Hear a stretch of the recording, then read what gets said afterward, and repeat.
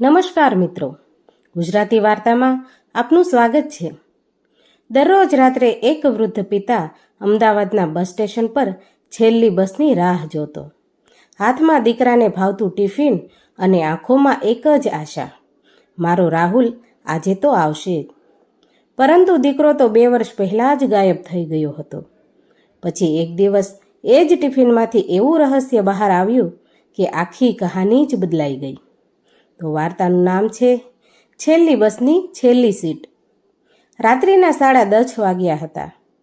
અમદાવાદનું ગીતા મંદિર bus station ધીમે ધીમે ખાલી થઈ રહ્યું હતું। દિવસ દરમિયાન હજારો લોકોના પગલાંથી ગુંજતું બસ સ્ટેશન હવે શાંત થવા લાગ્યું હતું।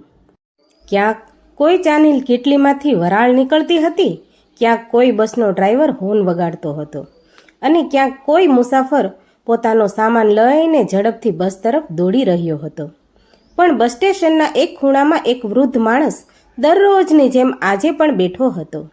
સફેદ વાળ, ચહેરા પર ઊંડી કરચલીઓ, ખભા પર જૂનું ખેંચ, પગ પાસે કાળી રંગની એક જૂની બેગ અને હાથમાં એક નાનું સ્ટીલનું ટિફિન। વૃદ્ધ માણસનું નામ હતું મનસુખભાઈ। ઉંમર હતી 70 વર્ષની। છેલ્લા 6 મહિનાથી તેઓ દરરોજ રાત્રે લગભગ 10 વાગ્યે ગીતા મંદિર બસ સ્ટેશને આવતા અને છેલ્લી બસ જાય ત્યાં સુધી એક જ જગ્યાએ બેઠા રહેતા। ચાની લારીવાળો રઘુ હવે તેમને ઓળખી ગયો હતો। રઘુ ઘણી વખત પૂછતો, કાકા તમે રોજ અહીં કોની રાહ જુઓ છો? મનસુખભાઈ હળવું સ્મિત કરતા, મારા દીકરાની રાહ જોઉં છું। દીકરો ક્યાંથી આવવાનો છે? ગામ તરફથી। કઈ બસમાં? મનસુખભાઈ હંમેશા એક જ જવાબ આપતા, છેલ્લી બસમાં। રઘુને આ વાત વિચિત્ર લાગતી, કારણ કે છેલ્લા 6 મહિનામાં એક પણ રાત્રે કોઈ દીકરો આવીને મનસુખભાઈને મળ્યો નહોતો। છતાં મનસુખભાઈ દરરોજ આવતા, એ જ જગ્યાએ બેસતા, એ જ ટિફિન લઈને આવતા અને છેલ્લી બસ જાય ત્યારે ખૂબ ધીમેથી ઊભા થઈને ઘરે જતા। એક રાતે રઘુએ હિંમત કરી। એ રાત્રે ઠંડી થોડી વધારે હતી। રઘુએ ચાનો કપ મનસુખભાઈની સામે મૂક્યો, કાકા આજે ચા મારી તરફથી। મનસુખભાઈએ ચા લીધી। ભગવાન તને સુખ આપે બેટા। રઘુ તેમની બાજુમાં બેસી ગયો। થોડીવાર બંને ચૂપ રહ્યા। પછી રઘુ બોલ્યો, કાકા એક વાત પૂછું? પૂછને બેટા। તમારો દીકરો ખરેખર આવશે?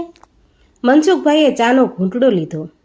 થોડી ક્ષણ માટે તેમની આંખો રસ્તા તરફ અટકી ગઈ। આવશે, પણ ક્યારે? જે દિવસે એની બસ આવશે। અને જો? રઘુ અટકી ગયો। જો શું? જો એ બસમાં ન હોય તો? મનસુખભાઈ હસ્યા, પણ એ હાસ્યમાં દુઃખ હતું। બાપ માટે દીકરો બસમાં ન હોય એવું ક્યારેય બની જ ન શકે। રઘુ પાસે જવાબ નહોતો। 6 મહિના પહેલા।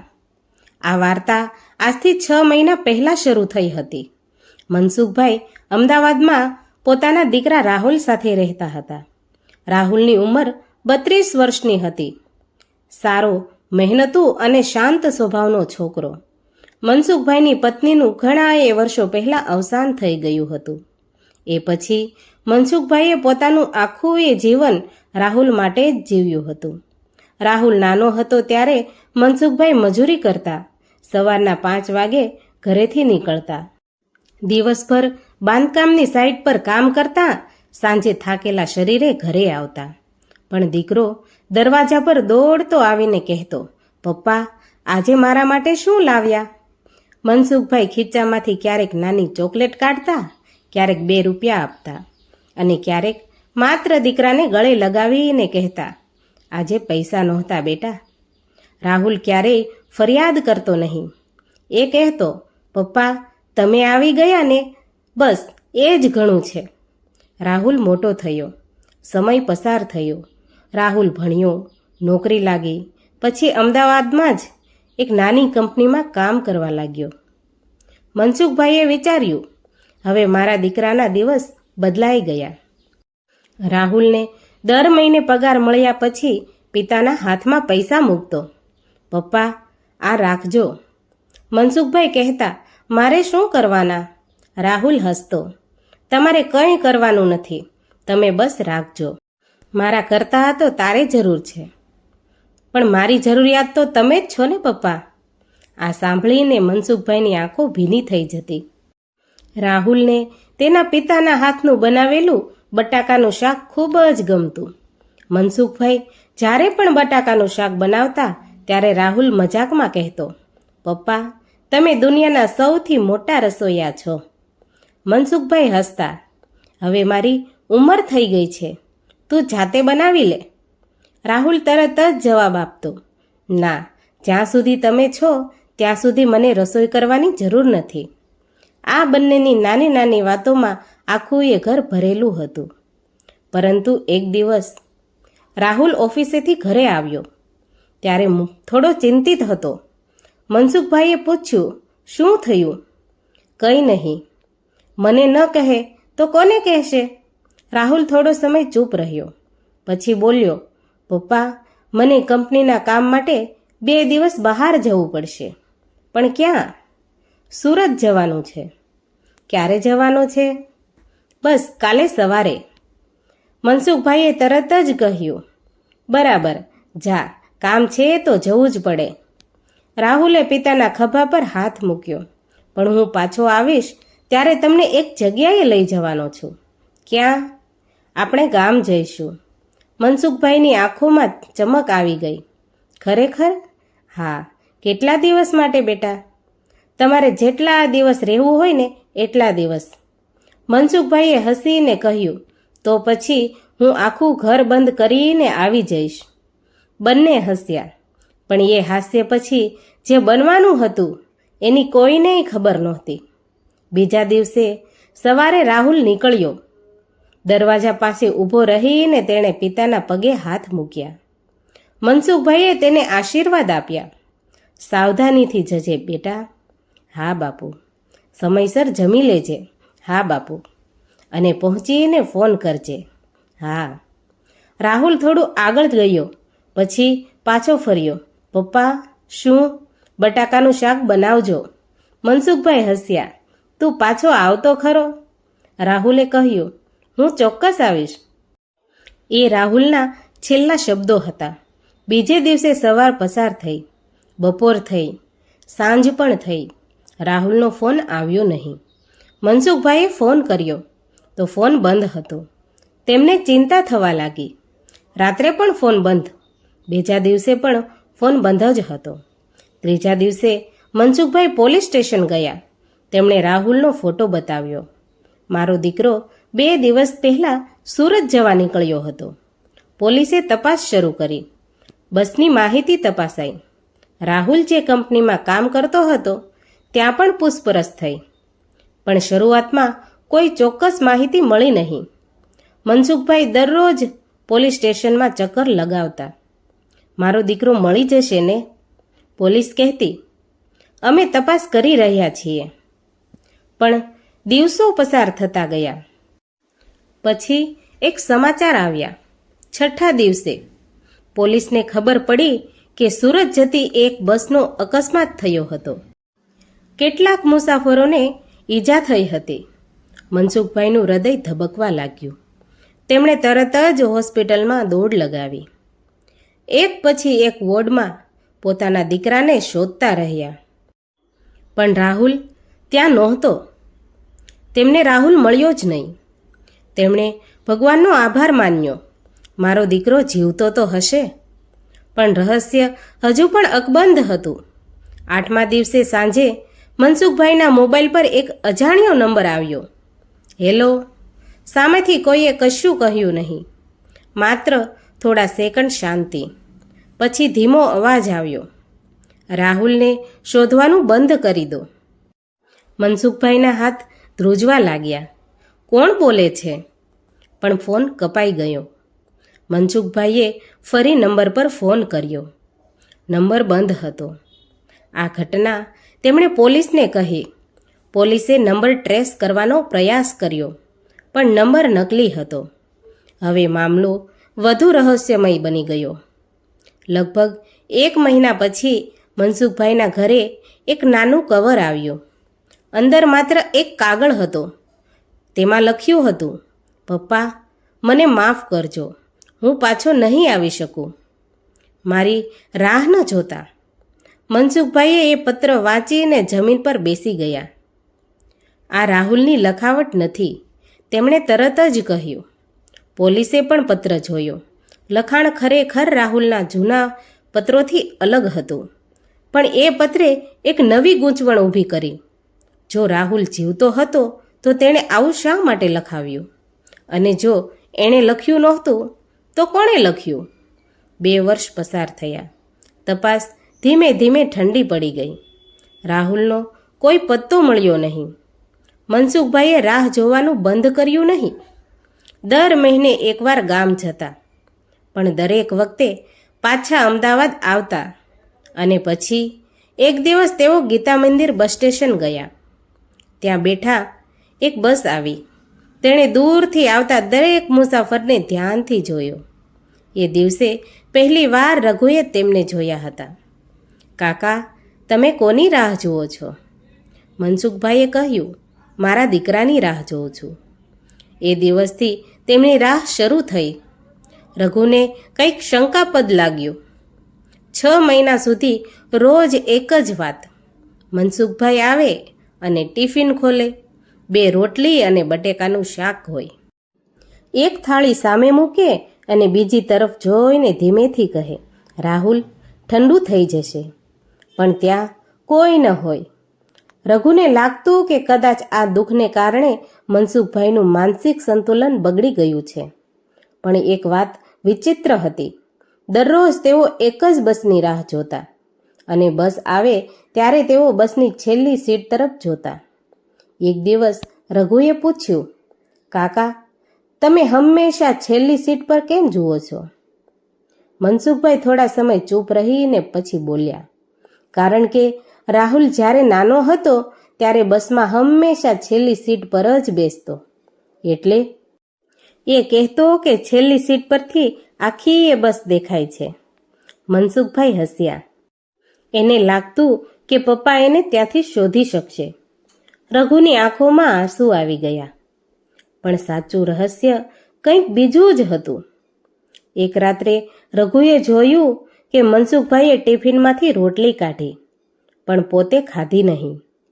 તેમણે રોટલી સામે રાખી અને ધીમેથી કહ્યું, રાહુલ, આજે મીઠું થોડું ઓછું છે. પછી તેઓ થોડી ક્ષણ રાહ જોઈ અને રોટલી પાછી ટિફિનમાં મૂકી દીધી. રઘુએ પૂછ્યું, કાકા, તમે ખાતા કેમ નથી? મનસુખભાઈ બોલ્યા, હું ખાઈ લઉં તો એ શું ખાશે? આ સાંભળીને રઘુની આંખમાંથી તો આંસુ વહી ગયા. એક વરસાદી રાત. તે રાત્રે ભારે વરસાદ હતો. બસ સ્ટેશનના છાપરામાંથી પાણી ટપકતું હતું. રઘુએ કહ્યું, કાકા, આજે ઘરે જાઓ. ના, આજે તો બસો પણ ઓછી છે. છેલ્લી બસ આવશે. જો ન આવી તો? મનસુખભાઈએ દૂર જોયું. રાહુલ એક દિવસ જરૂર આવશે. રાત્રિના 12 વાગ્યા. છેલ્લી બસ આવી. મનસુખભાઈ ઊભા થઈ ગયા. બસની અંદર જોયું. એક પછી એક સીટ, પછી છેલ્લી સીટ. તેમની આંખોમાં અચાનક ચમક આવી. રાહુલ? તેઓ સ્તબ્ધ થઈ ગયા. તેઓ 2 પગલાં આગળ વધ્યા, પણ બસમાં કોઈ રાહુલ નહોતો. મનસુખભાઈનું શરીર ડગમગી ગયું. રઘુ દોડીને તેમણે પકડી લીધા. કાકા! મનસુખભાઈના હાથમાંથી ટિફિન નીચે પડી ગયું. ઢાંકણ ખુલી ગયું. રોટલી અને બટાકાનું શાક વરસાદી પાણીમાં પડી ગયું. મનસુખભાઈ જમીન પર બેસી ગયા અને પહેલી વાર તેઓ જોરથી રડ્યા. ખૂબ જોરથી રડ્યા. રાહુલ, તું કેમ નથી આવતો બેટા? આ સીટ સાંભળીને આસપાસના લોકો પણ રોકાઈ ગયા. બીજા દિવસે સવારે એક અજાણ્યો માણસ રઘુની લારી પાસે આવ્યો. તેણે પૂછ્યું, અહીં મનસુખભાઈ આવે છે? રઘુએ કહ્યું, હા, મારે તેમને મળવું છે. તમે કોણ? માણસે થોડો સમય ચૂપ રહીને કહ્યું, હું રાહુલનો મિત્ર છું. રઘુ ચોંકી ગયો. રાહુલનો? હા, રાહુલ ક્યાં છે? માણસે આંખો નીચે કરી, એ જ વાત કહેવા આવ્યો છું. એ માણસનું નામ હતું વિનય. વિનયે કહ્યું, રાહુલ સુરત ગયો જ નહોતો. રઘુના શરીરમાંથી જાણે લોહી ખસી ગયું. તો રાહુલ એક કંપનીના ગેરકાયદેસર હિસાબ વિશે જાણતો હતો. એણે કંઈક એવું જોઈ લીધું હતું જેને જોવું ન જોઈએ. પછી એને ધમકી આપવામાં આવી. પછી શું થયું? વિનયે કહ્યું, એ દિવસે રાહુલ મને મળ્યો હતો. તેણે કહ્યું હતું કે જો એને કંઈ થાય તો તેના પપ્પાને સાચવી લેજે. રઘુએ પૂછ્યું, પણ પછી? વિનયની આંખોમાં આંસુ આવી ગયા. મને ખબર નહોતી કે એ છેલ્લી મુલાકાત હશે. વિનયે ખિસ્સામાંથી એક જૂનું કવર કાઢ્યું. આ મને રાહુલે આપ્યું હતું. કાકાને કેમ ન આપ્યું? મને ડર લાગતો હતો. રઘુએ કવર ખોલ્યું. અંદર લખ્યું હતું, પપ્પા, જો હું પાછો ન આવું તો મને શોધતા રહેશો નહીં. હું ઈચ્છું છું કે તમે જીવતા રહો. અને જો ક્યારેય ગીતા મંદિર આવો તો છેલ્લી બસની છેલ્લી સીટ તરફ એકવાર જરૂર જોજો. મને ત્યાં બેસવું ખૂબ ગમતું હતું. રઘુની આંખમાં આંસુ આવી ગયા. પણ પત્રની છેલ્લી લાઈન વાંચીને તે સ્થિર થઈ ગયો. પપ્પા, હું જ્યાં પણ હોઈશ, તમે બનાવેલું બટાકાનું શાક મને હંમેશા યાદ આવશે. મનસુખભાઈ દરરોજ બસ સ્ટેશન કેમ આવતા હતા? કારણ કે તેમને રાહુલની છેલ્લી વાત યાદ હતી. રાહુલ એકવાર મજાકમાં કહ્યું હતું, પપ્પા, જો હું ક્યારેય બહુ દૂર ચાલ્યો જાઉં ને તો બસની છેલ્લી સીટ પર મને શોધજો. એ સામાન્ય વાત હતી, પણ પિતાએ એને વચન બનાવી લીધું હતું. તેમણે ખબર નહોતી કે રાહુલ ક્યાં છે, જીવતો છે કે નહીં, પણ એક પિતાનું મન માનતું નહોતું કે દીકરો દુનિયામાં નથી. વિનયે એક વધુ વાત કહી, કાકા ક્યાં છે? રઘુએ કહ્યું, આજે ઘરે ગયા છે. વિનય બોલ્યો, મારે તેમને મળવું છે. બંને મનસુખભાઈના ઘરે ગયા. વિનયે પત્ર તેમના હાથમાં આપ્યો. મનસુખભાઈએ વાંચ્યો. પહેલી 2 લાઈન વાંચતા જ તેમની આંખો ભીની થઈ ગઈ. પછી આખો પત્ર વાંચ્યો. તેમણે પત્ર છાતી સાથે લગાવી લીધો. મારો રાહુલ જીવતો હતો ત્યારે મને બચાવવા માંગતો હતો. થોડા સમય પછી તેઓ બોલ્યા, પણ હું એને બચાવી ન શક્યો. વિનયે કહ્યું, કાકા, તમારી કોઈ ભૂલ નથી. મનસુખભાઈએ માથું હલાવ્યું. બાપની સૌથી મોટી ભૂલ શું હોય ખબર છે? વિનય ચૂપ રહ્યો. દીકરો મોટો થઈ જાય પછી પણ એને નાનો જ માનતો રહે છે. મનસુખભાઈએ એ રાત્રે પહેલી વાર બસ સ્ટેશન જવાનું બંધ કર્યું. રઘુને લાગ્યું કે કદાચ હવે રાહ પૂરી થઈ. પણ બીજા દિવસે મનસુખભાઈ ફરી આવ્યા, એ જ સ્ટેશન પર. રઘુએ આશ્ચર્યથી પૂછ્યું, કાકા, તમે ફરી? મનસુખભાઈએ કહ્યું, હા, પણ હવે તો તમને ખબર પડી ગઈ છે. મનસુખભાઈ હળવું સ્મિત કરતા બોલ્યા, મને ખબર પડી છે કે મારો દીકરો કદાચ પાછો નહીં આવે. તો પછી? પણ બેટા, રાહ જોવી બંધ કરી દઉં તો એવું લાગશે કે મેં એને છોડી દીધો. રઘુ પાસે કોઈ જવાબ નહોતો. 1 વર્ષ પછી એક દિવસ રઘુની લારી પાસે પોલીસની ગાડી આવી. એક અધિકારી ઉતર્યા. તેમણે પૂછ્યું, અહીં મનસુખભાઈ આવે છે? હા, તેમને મળવું છે. મનસુખભાઈ આવ્યા. પોલીસ અધિકારીએ કહ્યું, અમને એક નવી માહિતી મળી છે. મનસુખભાઈની આંખોમાં ફરી આશા જાગી. રાહુલ વિશે? હા, મારો દીકરો જીવતો છે? અધિકારીએ તરત જ જવાબ ન આપ્યો. અમને એક જૂનું સીસીટીવી ફૂટેજ મળ્યું છે. ફૂટેજમાં રાહુલ દેખાતો હતો. એ જ દિવસ, એ જ તારીખ, પણ રાહુલ સુરત જતી બસમાં બેઠો જ નહોતો. તે અમદાવાદમાં બીજા બસ સ્ટેશન તરફ જતો દેખાતો હતો. મનસુખભાઈની આંખો પહોળી થઈ ગઈ. એ ક્યાં ગયો હતો? પોલીસે કહ્યું, અમે તપાસ કરી રહ્યા છીએ. કંઈ ખબર મળે એટલે તમને કહેશું. પોલીસે વધુ તપાસ કરી. સીસીટીવીમાંથી ખબર પડી કે રાહુલ એક અજાણી વ્યક્તિ સાથે વાત કરી રહ્યો હતો. તે માણસની ઓળખ થઈ. પછી ખબર પડી કે એ વ્યક્તિ એ જ કંપની સાથે જોડાયેલો હતો જ્યાં રાહુલ કામ કરતો હતો. તપાસ આગળ વધી, કેટલાક લોકોની પૂછપરછ થઈ અને આખરે પોલીસને એક જૂના ગોડાઉન વિશે માહિતી મળી. ગોડાઉન બંધ હતું. ત્યાંથી કેટલાક દસ્તાવેજો મળ્યા. રાહુલ જે ગેરકાયદેસર હિસાબ વિશે જાણતો હતો તેના પુરાવા પણ મળ્યા. પરંતુ રાહુલ ત્યાં નહોતો. એ રહસ્ય હજુ પણ અધૂરું હતું. 3 મહિના પછી એક દિવસ મનસુખભાઈના ઘરે પોસ્ટમેન આવ્યા. હાથમાં એક નાનું કવર હતું. મનસુખભાઈએ કવર ખોલ્યું.